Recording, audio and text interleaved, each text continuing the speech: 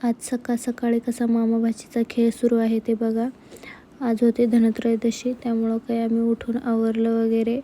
आणि इथं पिल्लूला अजून अंघोळ घालायची बाकी होती. मामा पण तिचा बिना अंघोळीचाच बसला होता त्याच्याबरोबर खेळत. ती पण बघा कशी खेळत होती त्याच्यासोबत. मग काही म्हटलं हे दोघं खेळत आहेत तोपर्यंत मम्मीसाठी माझ्यासाठी मी कॉफी करून घेतली. आणि नंतर पिल्लूला पण पाणी ठेवलं होतं तापायला. तिला पण मसाज वगैरे करून घेतलं मम्मीने, तेल मसाज.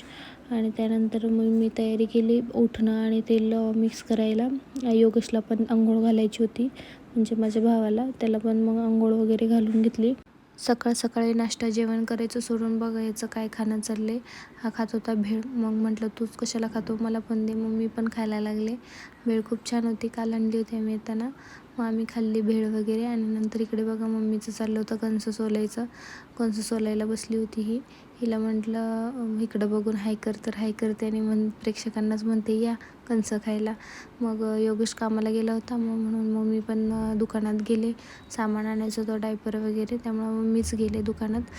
त्यामुळे मग घेऊन आले. तोपर्यंत बघा पिल्लूचं आणि मम्मीचं काय चाललं होतं. पिल्लू उठून बसली होती, त्यामुळे मम्मी तिला पाणी पाजत होती. तर पाणी प्यायला कसं तोंड उघडते, औषध पिताना तोंड मिटून ठेवते आगाऊ. आणि त्याच्यानंतर हे खेळणं आणलं होतं तिला इथं. डोरेमॉन होता, त्याच्यावर बसून खेळत होती घोडा डोरेमॉनकडं बघत बघत. इकडे मम्मीचं पण भाजी वगैरे निवडणं चालू होतं. आज धनत्रयोदशी असल्यामुळे धन वगैरे थोडंसं पुजलं आम्ही घरच्या घरीच. इथल्या इथं दिवा वगैरे लावला. आणि बाहेर बघत होते मी, मुलं लहान लहान फटाके वगैरे वाजवत होते.